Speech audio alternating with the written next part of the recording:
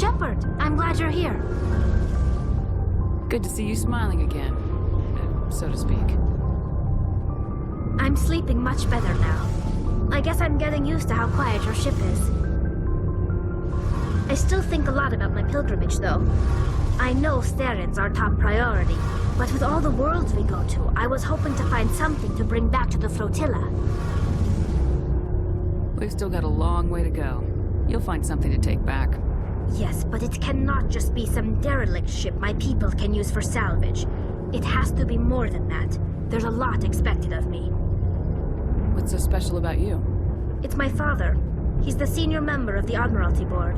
He's one of only 5 people who can overrule the decisions of the Conclave for the good of the migrant fleet. My father is responsible for the lives of 17 million people. Our entire race is in his hands, and I'm his only child. So are you some kind of heir to the Quarian throne or something? No, it doesn't work that way.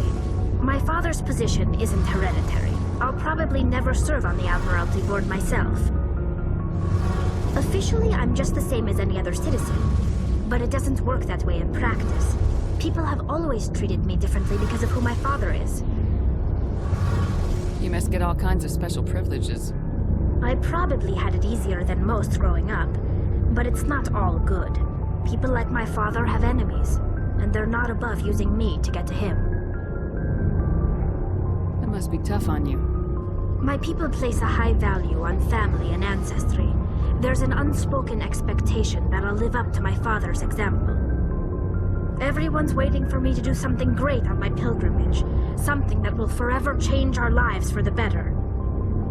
If I don't, it's like I failed, and that reflects badly on both me and my father. The work you're doing here is more important than anything any Quarian's ever done before. Yes, I know. But you have to understand Quarian culture. We're a very insular society. The events beyond the flotilla don't much matter to the average citizen. Our greatest dream is that one day we'll return to our homeworld and drive out the Geth. But even if we stop Saren, that's not going to happen. There's still millions of Geth behind the veil. Until they're gone, our exile will continue. What would you need to bring back to make everyone happy? Something that would help us better understand the Geth. They've changed significantly since the exile. They've continued to evolve. We've done our best to study them, but it's not easy. They're very reclusive. Until recently, they never went beyond the borders of the Veil. And all the Geth we run into now are under Saren's control. We'd need to find Geth operating on their own, independently.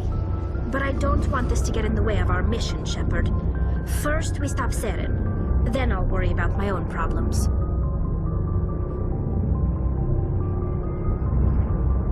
What was your father like? It wasn't easy growing up as the daughter of one of the Admiralty. Even before he joined the board, he was a prominent figure. People looked to him for leadership. He had to set an example, and he expected the same of his daughter. Plus, he was pretty strict, a military man through and through. He never allowed me to settle for anything less than excellence. As a kid, I sometimes felt like he was pushing me too hard. But now I'm old enough to appreciate what he taught me. The world doesn't owe us anything. If we want something in life, we have to earn it. Sounds like a tough upbringing. You don't resent your father at all? Like I said, it wasn't easy. My father's not the kind of person you bond with, and he wasn't around all that much. Too busy. People counted on him, and he took his duties seriously. Even when he was around, he always seemed a bit distant, like his mind was always somewhere else. Come to think of it, I can't ever remember seeing him smile. Not once. It's like he was always weighed down by all that responsibility. I mean, I know he cares about me, but he never really showed it, not in the usual way. I guess the best thing I can say about my father is that I respect him. Where was your mother in all this? Mother was around, but she always seemed to kind of blend into the background. Almost like she was overshadowed by my father. He tends to do that to people.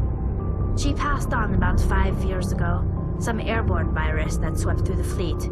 Happens sometimes when the filters start to break down. I think my father took it pretty hard. After she was gone, he became even more focused on his work. I think that was his way of dealing with the grief. I want to talk about something else. Like what? I should go. See you later.